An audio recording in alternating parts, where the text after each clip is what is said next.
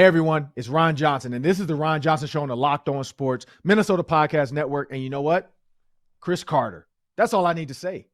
Hands, feet, toe drag swag before it was a swaggy thing. He's coming up today on the Ron Johnson Show, but we're going to talk a little bit too about Justin Jefferson and his relationship with Kirk Cousins. But there's a nexus between those two. Tua Tagovailoa gave me the insight. He went through something this offseason that I think Kirk Cousins is going through as well. Coming up next on the Ron Johnson Show. Locked On Sports Minnesota Podcast. It's endless Minnesota Vikings talk with the diverse voices of your local experts. Now the Ron Johnson Show. On the field, in the broadcast booth, Ron Johnson is Minnesota sports. He's played with them, hung out with them, and grown up with all the big names in Minnesota sports. They're hanging out with Ron Johnson. It's the Ron Johnson Show on the Locked On Sports Minnesota Podcast. And it starts now.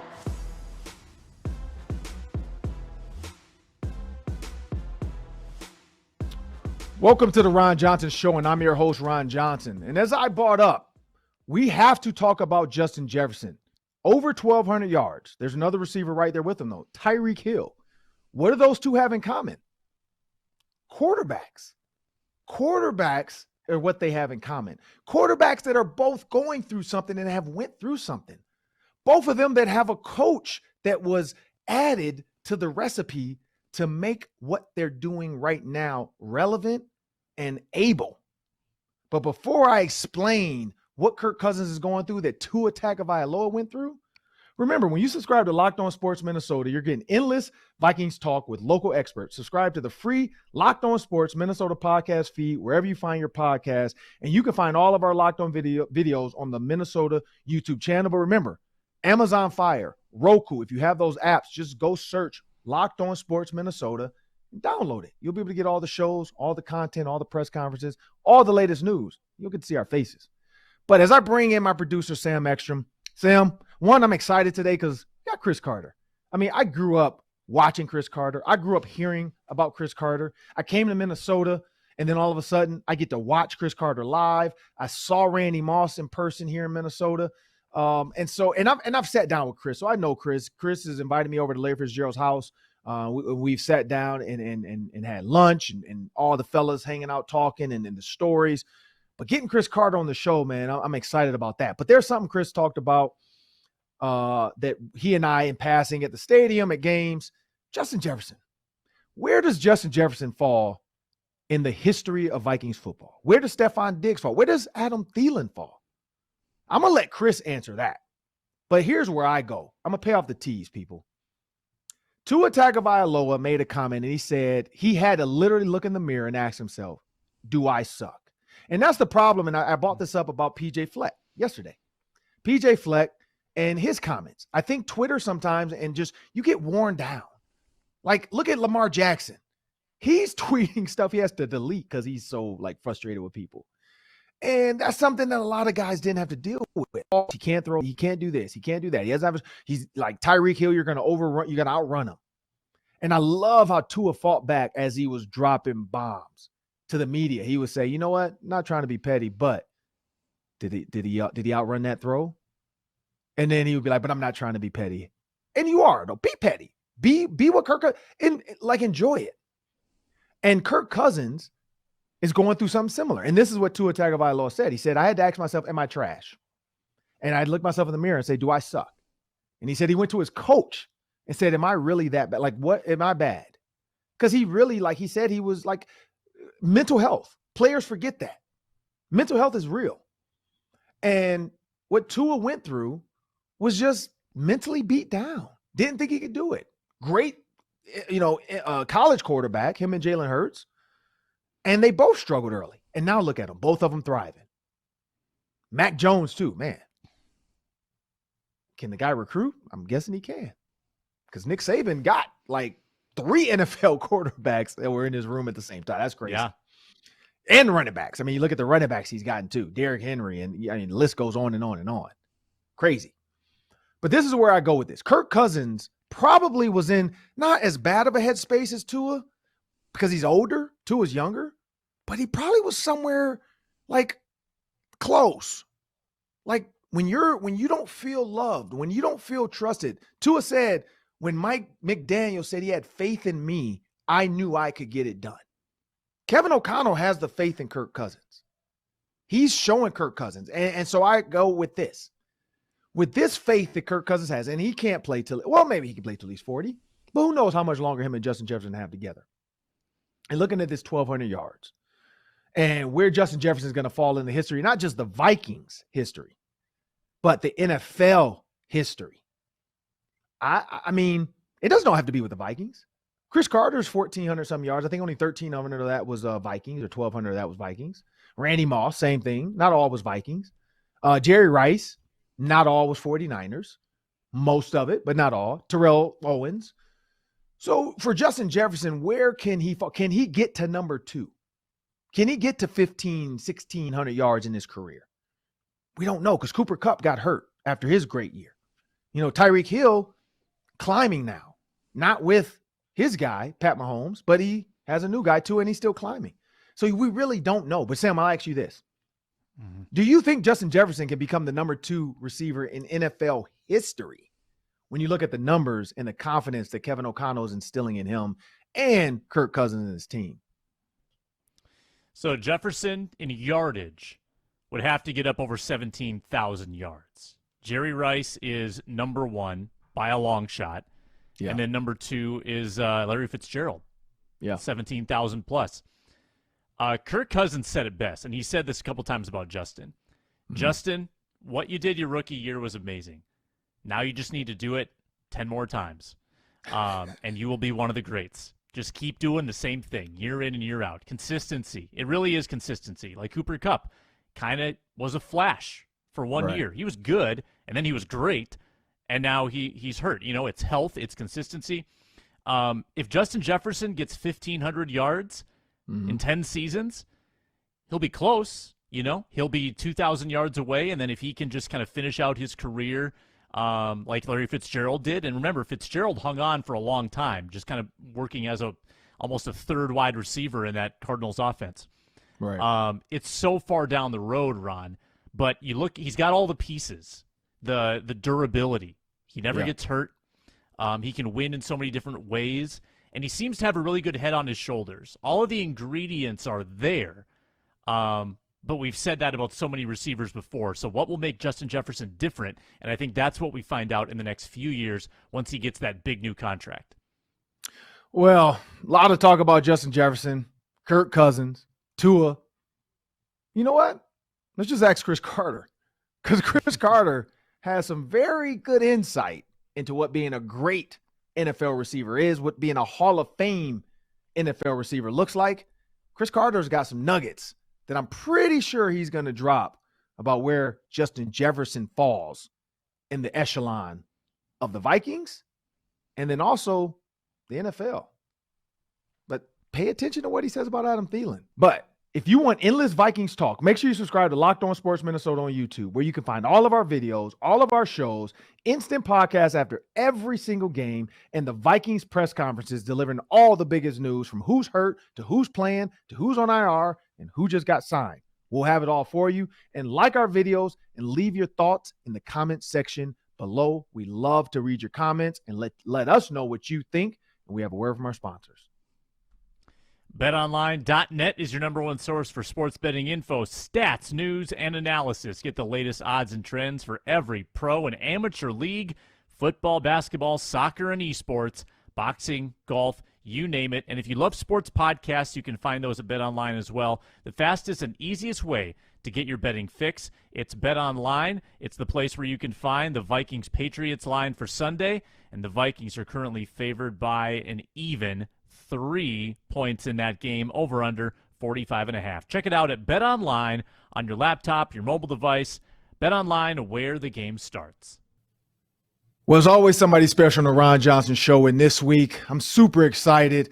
This is a guy that I grew up hearing about. My dad played for the Steelers, so as soon as I got to Minnesota as a young freshman, first thing my dad said was you have to make sure at some point you connect with Cris Carter. And over the years, I've had a chance to meet with Cris, but we've had some times just hanging out, just the boys, me, him, Larry Fitzgerald, some of the guys that came into town to work out, and we'll jump into that in a minute. But I got to bring Cris Carter into the Ron Johnson show. Hanging with Ron Johnson this week, we got Cris Carter, Hall of Famer, Vikings great, one of the greatest receivers in NFL history, some of the best hands I've ever seen in my life. When I thought about running a curl route, a dig route, a slant, Cris Carter was the guy. Like, he was a guy that fit my size that I'm like, you know what? Sometimes and then there's some sound bites, and we'll talk about that too, that Cris Carter can only explain himself. And Chris, man, I want to thank you for joining me on the Ron Johnson show. I'm going to jump out there, man. There's a clip later in your career. I remember when I was with the Ravens, there's some clips later in your career with the Dolphins. The guys were making, old man jokes. And one of the best lines I've ever heard you say was, man, you better pray, get on your knees and pray that you play as long as I do. But where does that come from, man? Just that ability to no matter what somebody says, they can't rattle you during the game. Well, I think that, first, thanks for having me on the show. I think that in competition, there's a lot of things that you can utilize as an asset. And, football is very competitive, very combative at some point, and it becomes a very, very verbal. And not a lot of people can do it. But I was fortunate enough that I was able to hold my own as far as the conversation that took place between the lines. And when you look at your career, I mean, almost 14,000 yards. That's bananas. And the catches but as you're going through this, man, early in your career, did you see yourself being on that mountaintop of receivers? I didn't. I was just trying to build myself into a career, trying to build myself into a well-rounded receiver. Setting really small goals. Wanting to be the best receiver on my team. As once I was drafted in Philadelphia, if you can become the best receiver on your team, you can become valuable. You can become an asset. Once I came to Minnesota, and they had Steve Jordan, Anthony Carter. That was my number one goal, was become the number one receiver there. And once you're able to do things like that, then you got to change the target. Real potential is everything you haven't accomplished. So once you accomplish something, then changing that, being the best receiver in your division, best receiver in your conference means Pro Bowl, best receiver in the NFL, which means All Pro. So constantly changing the target, it really added, to my career and longevity. You got to stay healthy, and you got to be able to play a long time. So I tried to keep it fresh by, once I accomplished something, by changing my goal of what I wanted to accomplish, because it wasn't my potential anymore, because I had already accomplished it.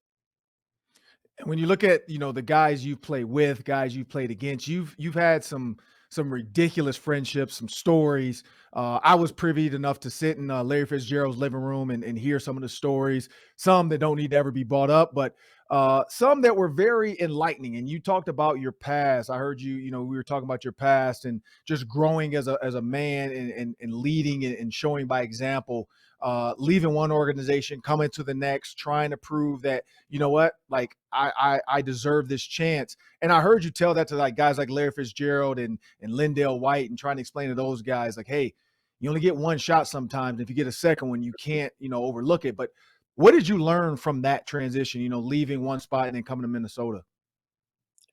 First of all, things aren't necessarily better, greener on the other side.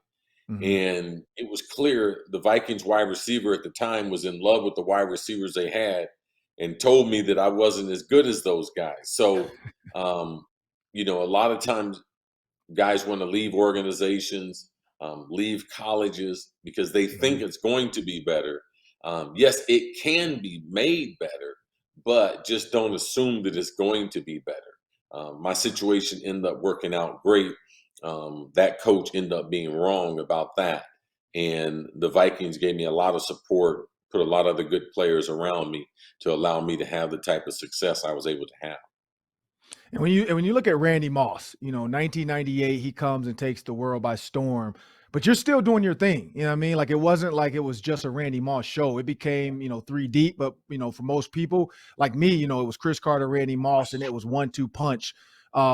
being a mentor to a guy like that, realizing his talent, seeing how you guys together can be great because, you look at John Stallworth and Lynn Swan, you look at Jerry Rice, it's been some great duos and you guys definitely were one of them. What was that like, mentoring Randy Moss from a young age? Well, I think it happened at the perfect time in my career.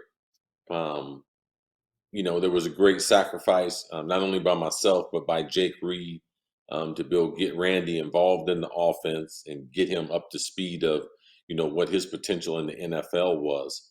I think at that time, if I would have been a little bit younger, I don't know if it would have worked. If I'd been a little bit older, I don't think it would have worked. But, Randy really put himself in position that he could be mentored. So you can't mentor anyone who's not trying to be mentored. And Randy really wanted to learn the position. He wanted to dominate the NFL. And it just wasn't just conversation or rhetoric to him.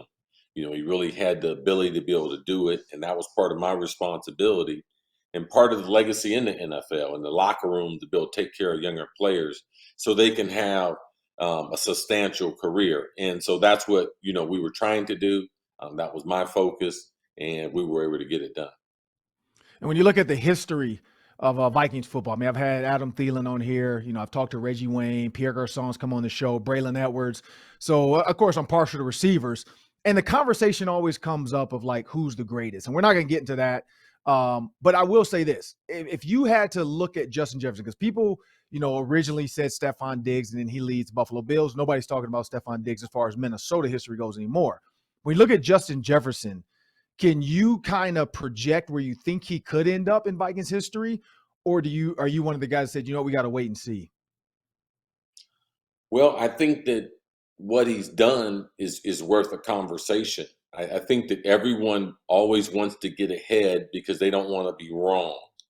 And there's nothing like watching something beautiful blossom, grow.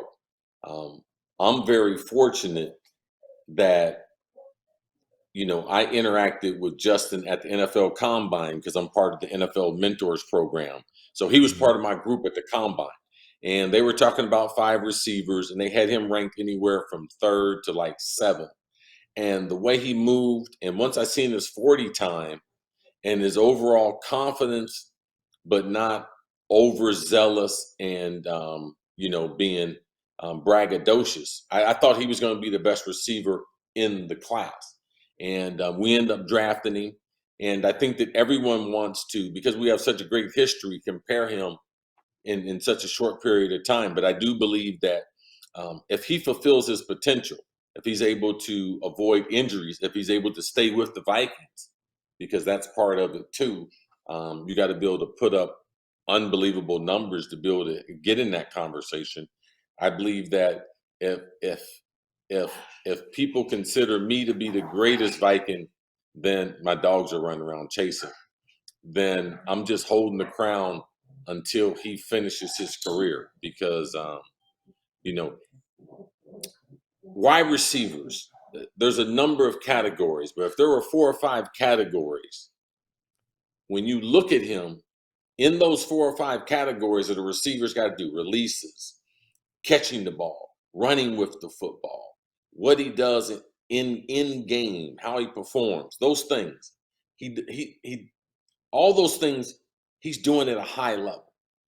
Like he has no weakness in his game. So that right there would put him in the conversation. Now, consistency, longevity, all those things, desire to be great at the game, staying hungry at the game, putting another receiver, having quarterbacks to throw him the football, having some type of running game, all those things, come into play into having a long, career. I told the Vikings when we were in London that I would rip up his contract now. I'd sign him now to a 5-year contract. I give him $30 million now. I give him $150 million now. And because it's only going to cost him more money. Right. Exactly. I said that. He's going to be, he's going to be $180, $200 million receiver if they let it go too long. And so I totally agree. You hit the nail on the head with the 150. But like I said, you look at Cooper Kupp, you look at all these guys and what they're getting. in my opinion, Justin Jefferson, you hit the nail on the head. His releases, his willingness to go get a ball, his want. Not everybody wants to be great. People like being great, but everybody doesn't want to be great because there's a lot that comes with it. But when you look at the list, and you talked about this in Vikings history, you got Cris Carter, Randy Moss, Anthony Carter, Adam Thielen now, Jake Reed, Sammy White, Steve Jordan, Ahmad Rashad, Stephon Diggs, and then, of course, you got Kyle Rudolph in their top 10. Justin Jefferson's 11 already in 3 years. But when you look at him and Adam Thielen, of course, Adam Thielen now is 4th. He's going to have a couple more games. Who knows how many more in purple, but he's going to have a couple more games. Where do you put Adam Thielen? Because I know everybody's overlooking what Adam Thielen did, because Adam Thielen did some great things with Stephon Diggs. Stephon Diggs leaves a sour taste in the fans' mouths. Now Justin Jefferson shows up. Everybody's happy again. Everybody's all forgiven. But Adam Thielen is almost like the forgotten child. And so where do you stick him in the history of Vikings receivers? Well, I typically don't like to make a list as far as the receivers, because if you look at different eras and everything, and if you look at, from Ahmad Rashad in the 70s, Sammy White, Right. 80s, Anthony Carter, late 80s, early 90s, and then I come to the Vikings. To me, I think Adam Thielen, the person I would compare him a lot to, is a lot like Jake Reed, because Jake Reed and I had the NFL record for 1,000-yard receivers 4 consecutive seasons. Wow. And that's a tremendous accomplishment. Yes, he is definitely underrated. I'm trying to think of where I would put him. But I think it becomes very, very difficult.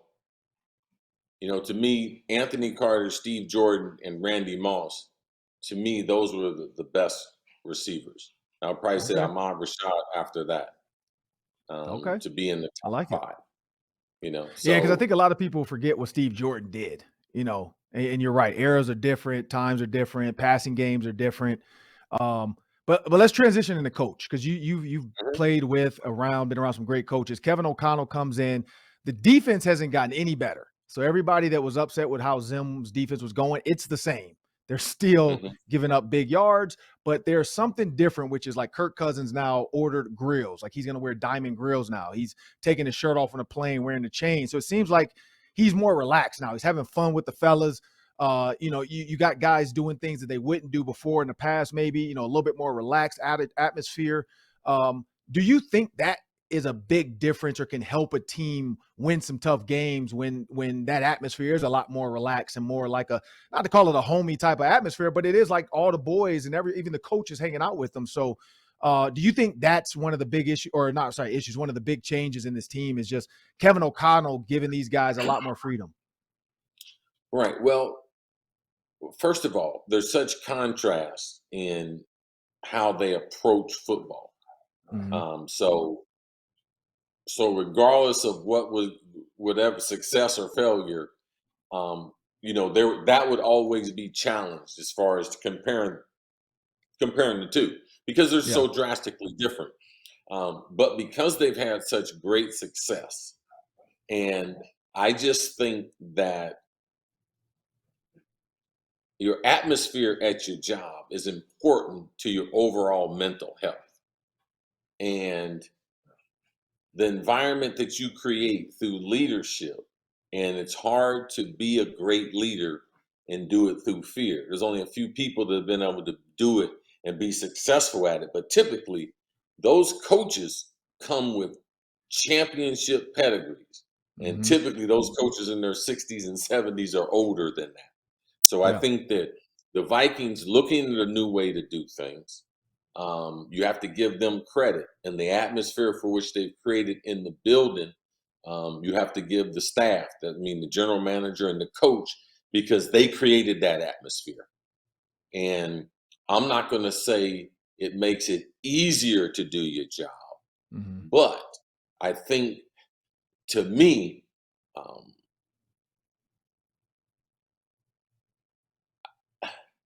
I would like to like my coach a lot more than to fear him. I think Totally. Noted. I think that, we respond better on a daily basis. And Mhm. they do have a great environment, a great culture, facilities, food, nutrition, how they're trying to take care of the players. The players really don't have any excuses, Right. because they really do give them an opportunity to be very, very good at their job on a daily basis. And another Baltimore Raven, a guy I got a lot of respect for, Shannon Sharp. He and I have gone back and forth every once in a while on Twitter. And this Hmm. summer, he came over the top rope over my head and tried to name all of these quarterbacks he would take over Kirk Cousins because he heard one of my comments about Kirk Cousins, and so which I appreciated because I love the interaction. Like I don't think fans understand that. Like everybody's like, oh, he's clowning, he's telling you exactly what you don't know about quarterbacks. I'm like, no, I'm like, it's the interaction, it's the respect. There was no disrespect in there. Hmm. And now Shannon's backtracked because he just said it the other day. He's like, you know what? I might have underestimated what Kirk Cousins could be under Kevin O'Connell. When you look at guys struggling like Russell Wilson, you look at guys like Tua, who now are doing great because their coach is doing well. System matters. Receiving core around you matters. When you look at Kirk Cousins now, do you feel like, because he won prime time, everybody's like, he never can put up big numbers in prime time when it matters. It mattered, close game, 300 yards. Do you think Kirk Cousins now is a guy that can actually go to an NFC championship game and win a game and not revert back to the old Kirk Cousins people assumed he was in prime time? Well, if we get to that game, it's still a team game. Yeah. So I think that we Vikings fans, the people that commentate on the Vikings, they put too much emphasis on Kirk Cousins. I've watched the Yeah. games, Yeah. and there's 70, 80 opportunities a game on defense to make plays. There's 70, 80 Yep. opportunities on offense to build to make plays. And the thing that I do know through Denny Green, that your best players have to play the best football, and you have to expect them to play the best football. Guys who have marginal talent, you have to expect their results to be marginal. But your best players, and that means the people you're paying the highest amount of money to, they have to lead your team on and off the field. I Yeah. do think that Kirk Cousins is a better leader than he has been, and I think that because he's been empowered with the new regime and how different it is. And I Mm-hmm. think that Kurt is growing as a man and as a leader and understanding what it is to actually create culture in a team. And that's what they're doing on a daily basis. The stuff that they're doing after the games had never been ever done before. So they're Right. creating a culture that people feel very, very comfortable with being the best individual that they can be. Kirk Cousins is a different cat. Like Yeah. he thinks different. The things he does off the field are very, very different. And I can respect that. Robert Smith was the same way. Very, very different. But once we got to know him, we respected that, and he became a lot closer to everyone on the team once we had respect for who he was and what he was trying to accomplish. So that's where I think the Vikings are also. Yeah, and last one before we can jump into the daily three. That's 3 questions, 3 minutes each. Chris gets 1.5 to 2 minutes. I'll take the rest. But before we do that, one last one, Chris, man, you've got a chance to put on a gold jacket.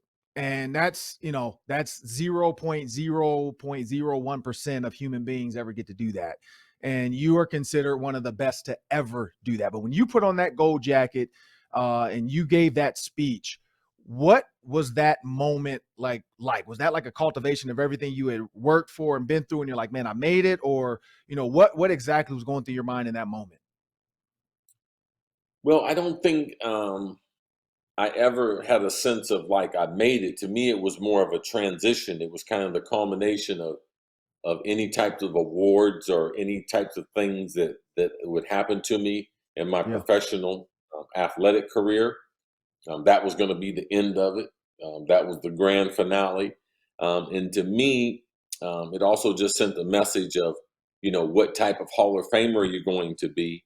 And that's a 24 hour job, 7 days a week. So to me, it was a transition from, wow, you accomplished all these things and all Mhm. these people helped you get there. Now, as a human being, what kind of gold jacket, how are you going to represent the other 350, um, 250, 357 Hall of Famers? So how are you going to represent them on a Right. daily basis?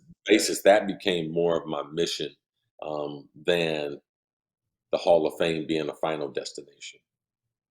Well, appreciate that, Chris. We're going to bring in Sam Extra, my producer, and we're going to start the Daily 3. Let's do it. All right, Chris, we like to have some fun with this. I got 3 questions. You can take however much of the 3 minutes you want and then give Ron the remainder. But question number 1, Justin Jefferson has been taking a lot of hits lately. He's been making a lot of contested catches. And I'm curious, you two, both as former receivers, is there a play that you can remember in your careers where you took a hit and you knew you were going to take a hit, but you still made the catch and converted it, scored the touchdown, got the first down, whatever it might be? Was there a play in your background that you could remember that kind of looked like that?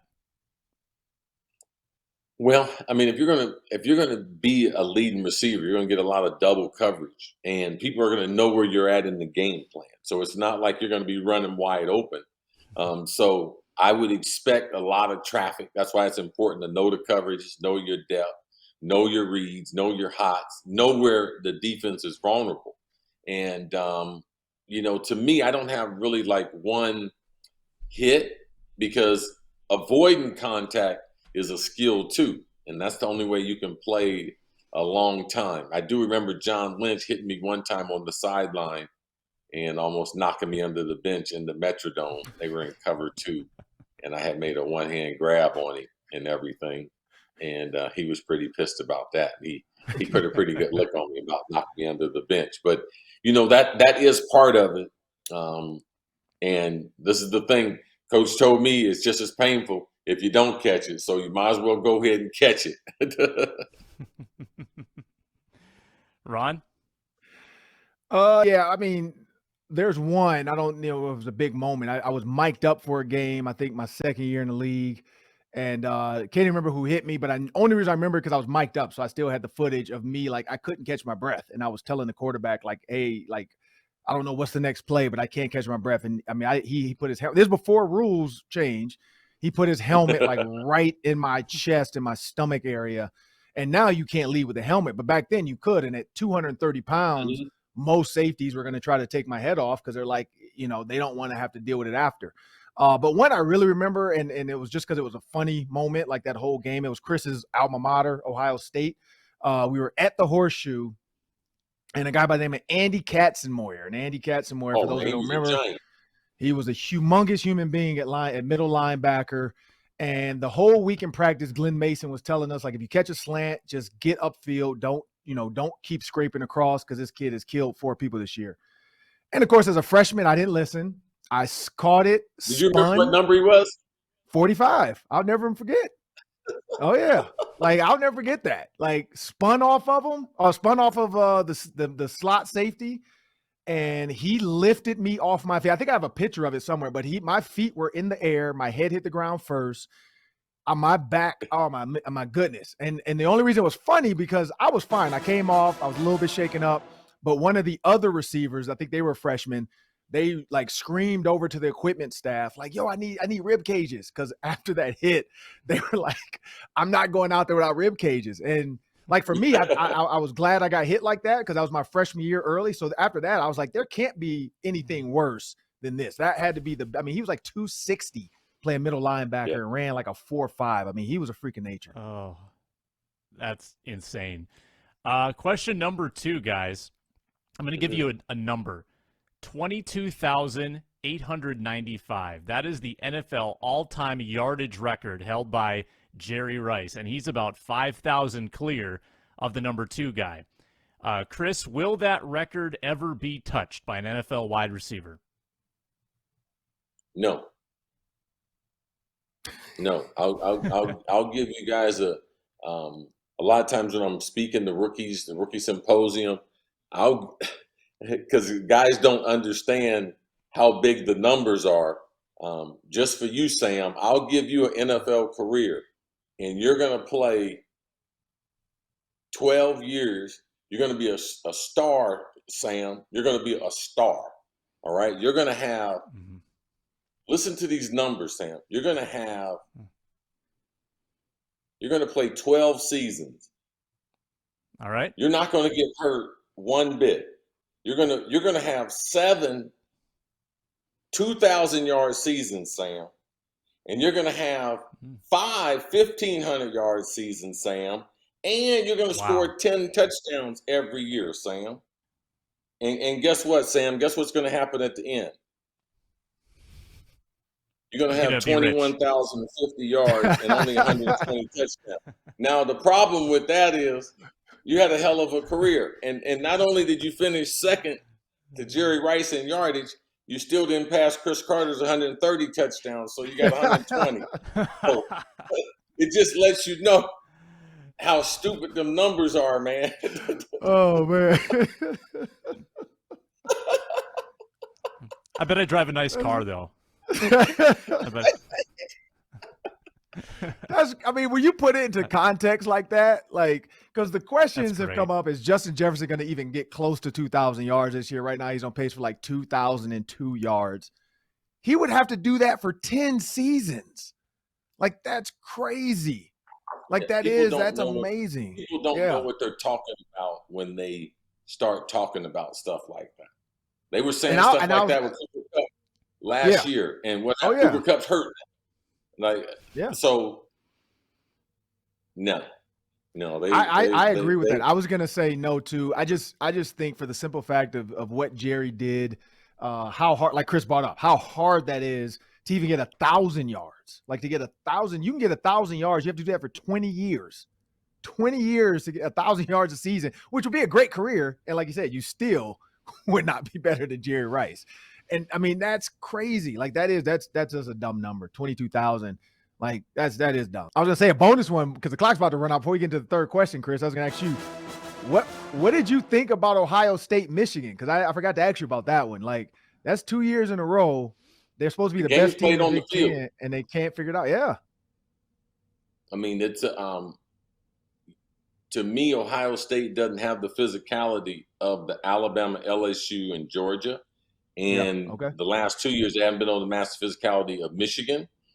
So they're very, very I wouldn't say they're a finesse team, but with their top 2 running backs not being healthy, they couldn't be as physical as you'd like them to be able to be. And given the size and the potential pro prospects they have on the front line, to me, that's the differences in those games. The program, the skilled guys are so much more talented at Ohio State, quarterback, wide receiver. Michigan's got a couple of very good running backs and everything, but the games are played on the field. So no excuses by me. They played a horrible fourth quarter at home, 6,000 there.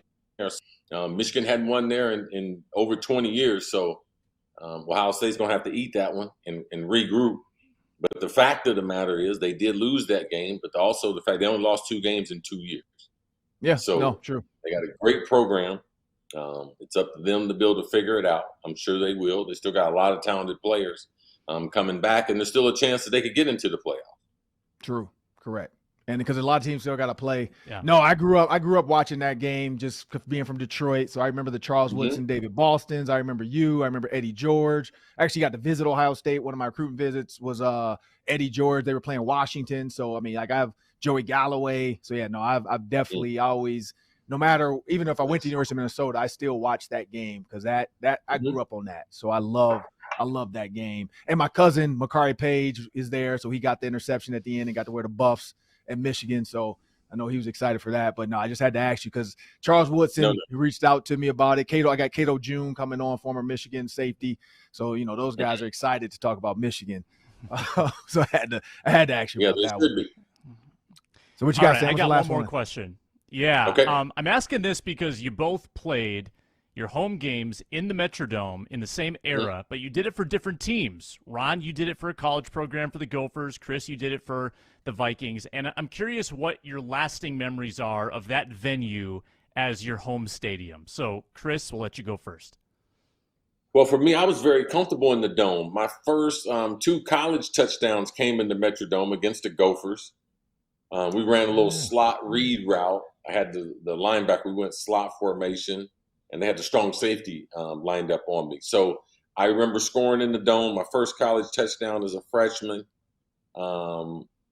And then I was very, very comfortable in the dome because I wore basketball shoes playing a lot because I love basketball, and the turf and everything. It just felt so comfortable for me to be able to run on and to be able to land on. So I had just great, great memories. But besides how comfortable the field was just the overall energy. Like, even if your body was aching, when you came out of that tunnel and you saw that crowd and everything, it was like, oh my God, man, this is amazing. Even if you weren't ready, that helped you get ready. And then as you went through the game, it helped maintain that energy for over 3 hours. So that's probably the energy is probably my fondest memory of the Metrodome. Yeah. Ron? Yeah, I'd say energy for college was a little bit different. It was a huge stadium. We didn't fill it up unless it was a big game. So mine would be like Iowa, Wisconsin games, no matter what, because both sides fans would travel. But I do remember Iowa specifically just because of the atmosphere, the crowd. We needed to beat them because we hadn't beaten them in a while. And then the next 3 years, of course, we ended up beating them. But it was just a huge game. And I remember catching 2 touchdowns. And I think that was one of the very first games that replay was used that should have been. I caught a ball, bobbled it, but did kick 1 foot down. And the refs, because the paper ended up taking a picture of the refs looking up at the screen, because eventually they came back after like talking for a minute and said touchdown. And Iowa fans were livid because they were saying the ref shouldn't everybody use the Metrodome screen, and the Metrodome guy was great. He kept replaying it over and over and over again just so the refs would see that they missed the call. So that is a memory because I remember the Iowa fans like being pissed off, like upset, sending letters to Glenn Mason saying, you cheated. They shouldn't have been able to use the screen. It's whatever he calls. So that's actually one of the memories was that huge screen. And then the turf, like the one thing about that turf, it was comfortable. We did get to wear whatever shoes we wanted, gym shoes wise or turf shoes. But I remember having to learn, because coming from Detroit, it was all grass, having to learn how to fall. Like that was another memory, because if you fell wrong, your entire arm is going to be missing skin for about 2-3 weeks. And so like learning how to fall on turf was just as important as running the routes on it. But no, has some great memories there. And I actually remember going to the Metrodome as a college kid and seeing Cris play, because Tony Dungy was with the Buccaneers, and he invited me out as the Buccaneers coach to be on their sideline because I was a huge Keyshawn Johnson fan as well. And so I got to, go to the team hotel with Tony. Tony and my dad played together with Steelers, but got to go to the team hotel, got to hang out with the guys at dinner. And I do remember that. Like I remember being there watching like Grammatica being the weirdest thing I've ever seen as a kicker, taking his socks off like after every kick. And I'm like, what the heck is wrong with this dude? And I just saw Keyshawn and him look over like, man, kickers are weird. And literally that was like my introduction to like pro kickers, like doing their little things to, make sure they're superstitious. But no, I've seen tons of Cris Carter, film, and Randy Moss. And that's the only thing I remember. I remember committing to Minnesota in 98, my dad telling me like, there's a guy, Cris Carter, you got to make sure you watch. And he lived up to it. He lived up to everything everybody talked about. Mel Blount, my godfather, talked about, Mirandy and Chris. And and that was the one thing Mel Blount would always say, though. He was like, at 6'4", he said he would have loved to guard like you and Randy Moss, because he felt like there were no 6'4" corners that you guys had to deal with on the daily. And the big difference, he would always tell me this, they could punch receivers in the head back in the 70s. And so I think that changed in like the 90s. But he was saying his ability to be able to punch a receiver dizzy, that would have changed, because everybody talked about Randy Moss. I don't care how old, what corner, what safety. Everybody talked about Randy Moss and Cris Carter, because you guys put up some ridiculous numbers, man. But I want to thank you for joining me on the Ron Johnson Show. I want to thank everybody to continue to listen, download. Please make sure you go back and watch the very beginning, this Hanging with Ron Johnson segment, if you have not watched it. Please make sure you like, subscribe. Also, you can download the Roku and the Amazon Fire app. There's a Locked On Minnesota app. You can find all of our shows, all of our content, all of our videos. I want to thank you and have a great day.